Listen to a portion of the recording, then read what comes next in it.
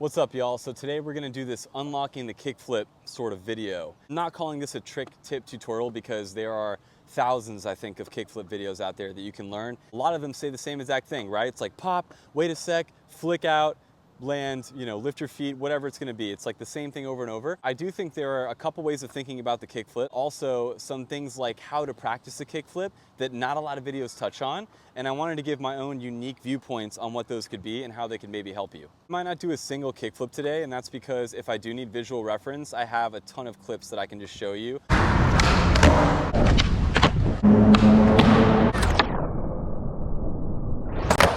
Of certain things that I want you to understand. Just know that this isn't meant to be like a whole demonstration. I'm just trying to be talking more about how to think about a kickflip and some elements that I think have not been out there as much as others that might help you. All right, so disclaimers before I do this. The first thing is my kickflips are not the best kickflips. I sometimes have rocket kickflips.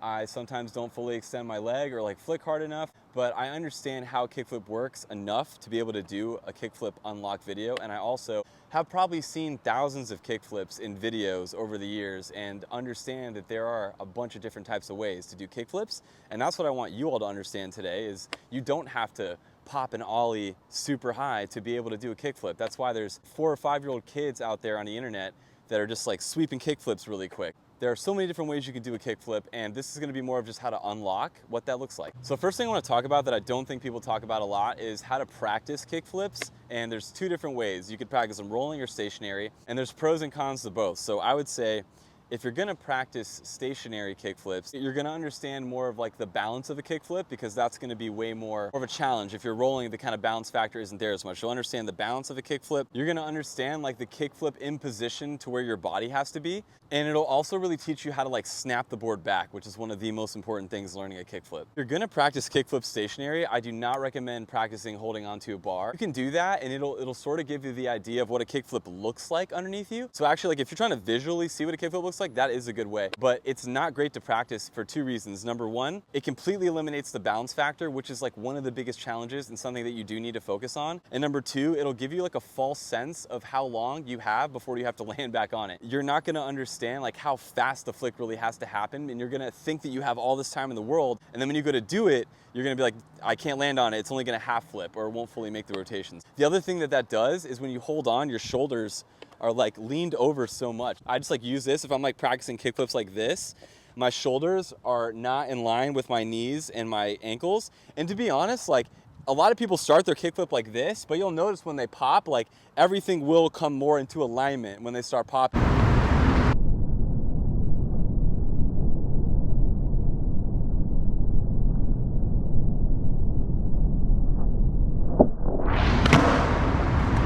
And if you practice like this, you're just gonna be bent over and it's gonna create a bad habit. It's gonna throw you way off balance when you actually try it. So if you practice kickflips moving, you'll understand a little bit more what it's like to jump with the board. Just like when you do an ollie rolling, you do have to jump a little bit with the ollie so your shoulders stay over the bolts the whole time. If you practice some rolling, you'll understand what that looks like a little bit more. You're gonna understand the golden arch, which is something I'm just like making that term up. I'm gonna call it the golden arch, but I'll talk about it later. But you really understand what that looks like if you practice it rolling. The last thing is you'll feel what it feels like to roll away moving after you've done a kickflip, and it's like pretty much the best feeling in the world. Like other than just landing a kickflip standing still, rolling and doing a kickflip and landing it rolling away is like one of the best sensations in life for me, period. I'm gonna talk about things that will affect your kickflip next. Unfortunately, there are a lot of things that will affect your kickflip. When you're first learning it, if you're limited to your gear, it's not really gonna matter that much, but just know that your shoes will absolutely affect your kickflip.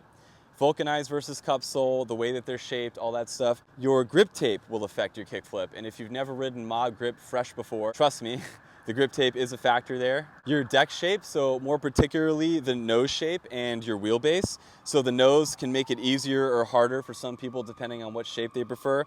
And then your wheelbase, if you have a wheelbase that's closer in, usually it's gonna be a quicker snap and it won't take you as long. You won't have to move your foot up as far to get to the leverage point beyond the truck to be able to flip a lot easier. Your trucks will definitely have an effect because of the wheelbase and then also the weight of the trucks. A lighter truck would usually be a lot easier to kickflip, although some people might prefer a little bit more weight to really feel where the board is. Lastly, really your wheels. So both for weight and then also more so stability. So a squirrely wheel, it's gonna feel a little bit different when you're setting up than if you have a more stable wheel like kind of what I'm riding right now. So the next thing is when you go to try a kickflip, I think something that I struggle with a lot is like, how do you think of a kickflip? In other words, what are you gonna say to yourself that's gonna be like, this is what I'm gonna think of when I try to do this kickflip? There were two things that helped me the most that I think are the best way to think about a kickflip. The first is to think about it as an ollie north. An ollie north, if you're not familiar, is just when you ollie and your front foot ollies, kind of completes the ollie and goes past the nose and then comes back on the board. And then the second would be sort of like doing a late flip, because there is this aspect of a kickflip where if you're doing it correctly, it does almost feel like there's this weird pause and then you're flicking through super quick. So a lot of people tell you to think about kickflip like an ollie. I do not recommend that. The reason is because it really depends on what your ollie looks like. Here's why. Usually if you're starting out skateboarding, your ollie's gonna look something like this. Like you're gonna slide your foot up a little bit to get it up, but you're not really gonna be leveling it out. Even if you can kickflip, they're gonna be super rocket. You can do kickflips like that, but I don't recommend thinking about a kickflip like that. Let's say you do level out the board, right? So you're gonna snap, slide the front foot up, level out, and then come down. That's still not really close to the movement that you need for a kickflip for two reasons. One, really because your ankle isn't really doing that much, and two, because you're not really getting your foot or beyond the nose of the board, and that's almost essential every single time for a kickflip to happen, especially if you don't want it to be rocket. So when I talk about doing this ollie north and why it's like a kickflip, in a kickflip, one of the most essential ingredients is this has to get past the leverage point for the board to flick. So when you're doing an ollie north, your foot is getting well past that leverage point every single time. Also, if you're boning out your ollies, so if you're one of those people that can already do an ollie and you're sliding up and you're just boning them out like this, you're gonna be pretty good for kickflips. You're gonna be pretty set up because you need to be super familiar with this space up in here. Now I'm gonna talk about some things that are essential for the kickflip to happen. In order for a kickflip to happen, or really to like maximize the potential of a kickflip happening, these are like the ingredients. First ingredient is you need to snap the board backwards. So in other words, if I'm like this, okay, here's my foot, I'm really focusing not just on snapping, but I'm pushing the board this way. So you really want to focus on this. I cannot emphasize this enough. You need to snap the board this way. The reason it's so important, it's going to help your front foot get into this position much faster, and you're not going to have to move your front leg as much to get it into that position. Also, a lot of people are going to tell you when you're doing kickflips, put your foot in the pocket.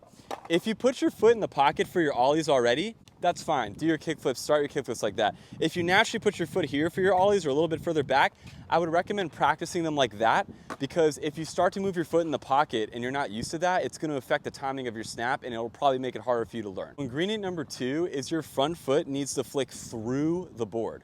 This could be done with your ankle, your leg. We're going to talk about kind of that later. But essentially, this foot needs to be in a position to where it can flick through the board. It could flick out like this through the board. That will cause the board to spin. It could flick through the board off to the side going this way. So kind of going more back diagonally. That's how I do my kickflips. I end up kicking through that way.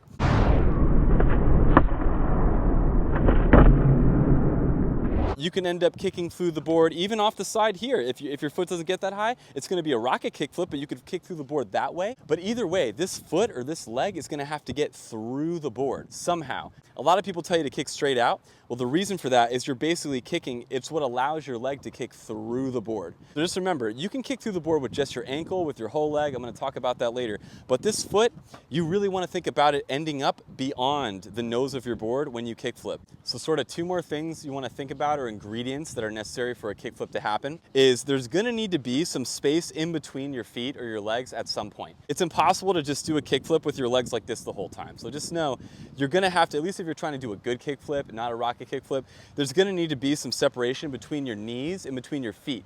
So sometimes you can think about that in your mind, man, I need my feet and my legs to be wide apart when I'm doing this trick. And a lot of times people will sort of bail or only get the half flick because they're not flicking through the board, they're not willing to wait for that to happen. So they'll just kind of do a little, and then they put their foot back in. But like, you need to have a little bit of separation and space in between your legs to be able to flick through, and then also to let the board complete its rotation. Now, while that's happening, your foot doesn't have to be all the way out here. Like when I do my kickflips, I flip it and then I bring it right back, and that's actually not the best way to do a kickflip. That's what I was saying before. I was like, I don't have the best kickflips.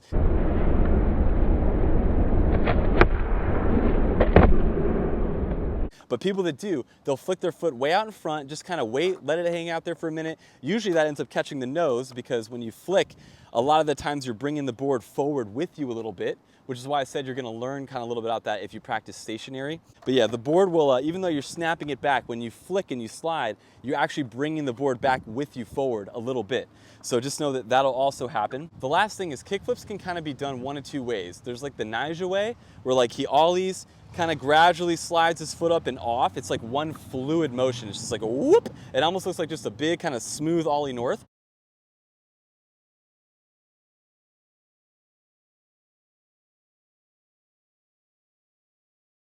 And then there's people like Chris Weimer or like Tori Pudwell who like they snap, they bring their foot all the way up to the nose like this. There's like a pause, and then it's like blast off, and they just completely blast through the kickflip.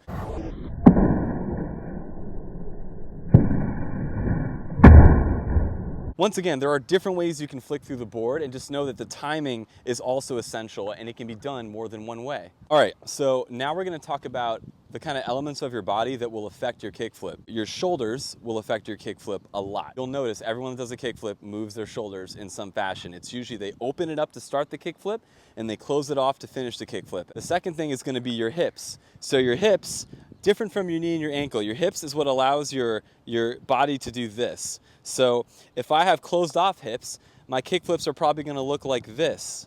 If I have open hips or more open hips, my kickflips might look something like this, okay? Or somewhere in between, right? This will affect pretty much the angle of your toe. That's kind of like what you're deciding when you angle your toe, is how open your hips are gonna be. Your knee, so in other words, like you don't have to fully extend your knee to kickflip. You can kind of get your knee in this position and then just little flick of the ankle. If you're in the right position and you're right here, a little flick of the ankle, that'll do it for you.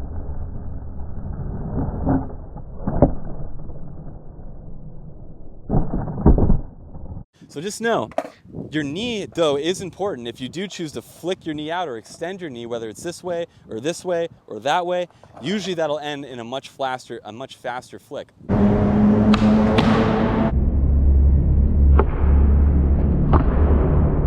And the last thing is your ankle.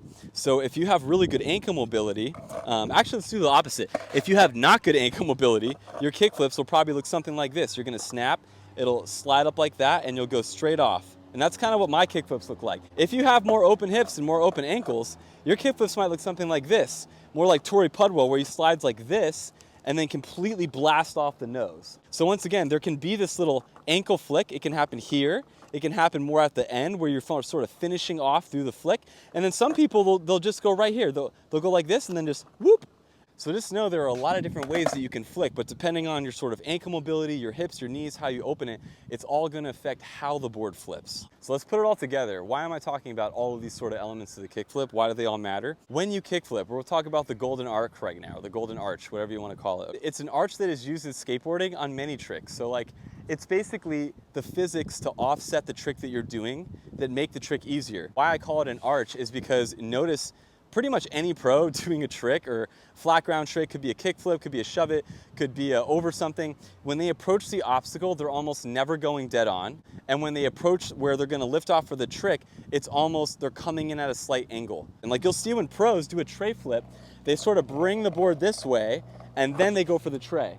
And that's because they want their body to stay over the board. Same thing if you're doing a pop shove it, right? You'll see people start to bring the board this way and then they shove it. And that helps keep the board underneath them. So with a kickflip, I talk about this golden arc. It's the other way. The board kind of comes like this, and then right when it's about to stay level, usually that's when they pop their tail, the flip happens, and then boom. Sometimes you're rolling away a little bit this way, sometimes straight, sometimes depending on your shoulders, the board could go the other way, whatever. But ultimately, when they're coming up to that trick, there's that little arch. Now, why does that arch happen? The arch happens because in order to get your hips in line with your knees, in line with your shoulders, to make the trick happen, like you're like this basically on the board, right? I'm almost sitting back in a chair. And when I'm like that, the board wants to go this way, right? So I'm rolling, I start to set up for the trick, and the board immediately wants to go this way, right? I'll show you from the other way. So like I'm rolling straight, I'm just rolling, right? I bend my knees to set up for the trick, and naturally, not only just because I'm pressing into my front foot and it wants me to go this way, but because I'm leaning back a little bit, any sort of pressure like this, I'm pressing on this side of the board's gonna go that way, right? So once again, even just getting your feet in position for this trick, you're gonna have a little bit of back seat sit down when you go to pop. So knowing that, most people will have kind of this little arch to where they pull the board in front of them. So that way, their body's in the position to when they flick, they almost don't even need to go off to the side. They can just go straight forward.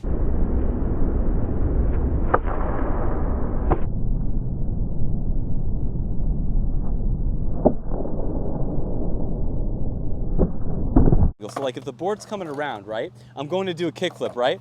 Now the board's, let's say I'm just going straight, right? And I pop the board. I have to either move my foot this way, some sort of angle, right? And I have to open up my shoulder to do that. And if I'm directly over the board, that board is gonna flip behind me. But if I'm sitting back seat on this board and I pull it around and I ollie, right? My foot is already right here, pretty much ready to go. And I can go more of a straightforward flicking motion, and it almost ends up leveling out or sort of straightening out the board when you flick. So the golden arch, once again, just watch anyone do a kickflip. I guarantee you they either pull the board in front of them a little bit before they flick, so they'll do kind of one of these numbers. They'll be going, and they'll go to pop, and they'll sort of like bring the board out in front like that. So in other words, instead of just lifting straight up like this would be straight up, they sort of like bring the board out in front of them like this. So their foot's more in this position, and then they can flick more straight out, and the board will sort of straighten back out in front of them.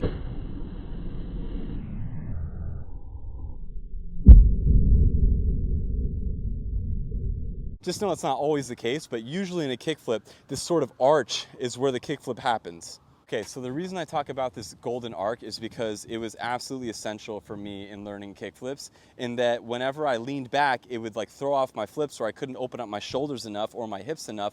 And once I figured this sort of arch out to where, like, let's say there was a line going straight here, it's like I'm approaching the line, I pop, do the kickflip, and then basically end up kind of right on the line or a little bit back. It like changed the way that I thought about kickflips. It's almost like if you were to approach like a 50-50 grind, you know? You'd approach at a little bit of an angle, but when you ollied, you'd be on it, right? And that's because you're opening up your front shoulder in order to be able to get that board up there.